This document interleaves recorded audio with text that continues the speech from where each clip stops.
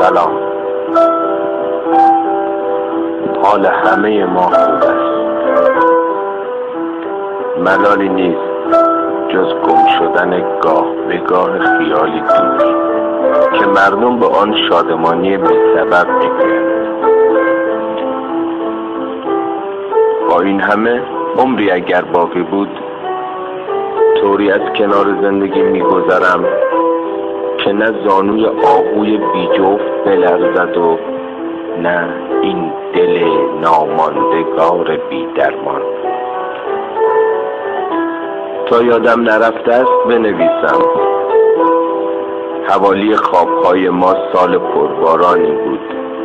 میدانم همیشه حیات آنجا پر از هوای تازه باز نیامدن است، اما تو لااقل حتی هر وهله گاهی هر از گاهی ببین انعکاس تبسم رویا شبیه شمایل شقایق نیست. راستی خبرت بدهم، خواب دیدم خانه‌ای خریدم، بی پرده، بی پنجره، بی در، بی دیوار. هی بخند، بی پرده بگویمت چیزی نمانده است. من 40 سال خواهم شد. فردا را به فال نیک خواهم گرفت. دارد همین لحظه یک فوج کبوتر سفید از فراز کوچه ما می‌گذرد. باد بوی نامهای کسان من می‌دهد.